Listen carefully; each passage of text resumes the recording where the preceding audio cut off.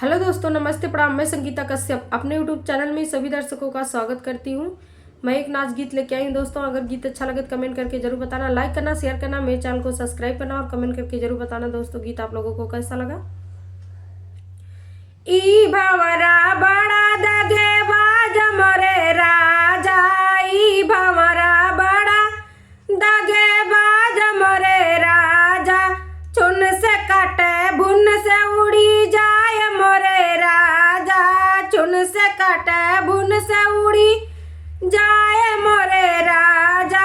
ई भंवरा बड़ा दगेबाज मोरे राजा, ई भंवरा बड़ा दगेबाज मोरे राजा। भंवरा के देखली मैं बागा बगीचा, भंवरा के देखली मैं बागा बगीचा,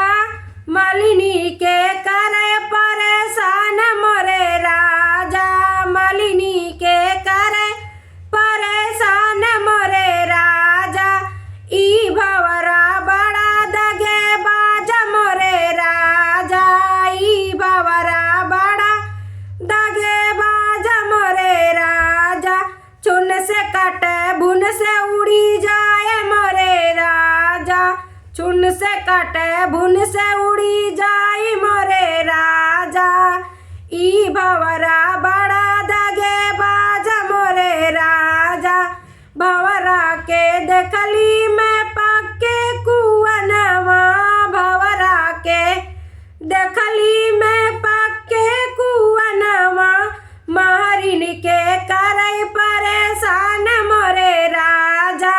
महरिन के करे परेशान मोरे राजा,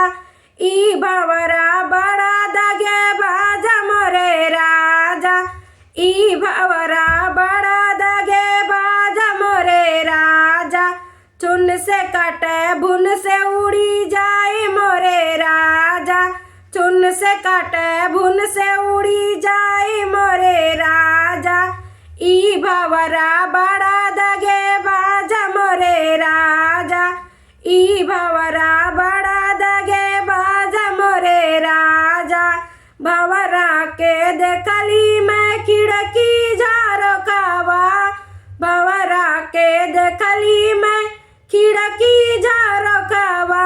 रानी के करे परेशान मोरे राजा, रानी के करे परेशान मोरे राजा, ई भंवरा बड़ा दगेबाज मोरे राजा, ई भंवरा बड़ा दगेबाज मोरे राजा, चुन से कटे भुन से उड़ी जाई मोरे राजा, चुन से कटे भुन से उड़ी जाए मोरे राजा, ई भंवरा बड़ा दगेबाज मोरे राजा, ई भंवरा बड़ा दगेबाज मोरे राजा। चोलिया पे बैठे लहंगों पे बैठे, चोलिया पे बैठे हो लहंगों पे बैठे, चुनरी के रस लाई जाई मोरे राजा, चुनरी के रस लाई जाई मोरे राजा, ई भंवरा बड़ा दगेबाज मोरे राजा, ई भंवरा बड़ा दगेबाज मोरे राजा, चुन से कटे भुन से उड़ी जाए मोरे राजा, चुन से कटे भुन से उड़ी जाए मोरे राजा, ई भंवरा बड़ा दगेबाज मोरे राजा, ई भंवरा बड़ा दगेबाज मोरे राजा। चूड़ियों पे बैठे कंगनों पे बैठे, चूड़ियों पे बैठे कंगनों पे बैठे, मेहंदी के रस लाई जाए मोरे राजा, मेहंदी के रस लाई जाई मोरे राजा, ई भंवरा बड़ा दगेबाज मोरे राजा, ई भंवरा बड़ा दगेबाज मोरे राजा,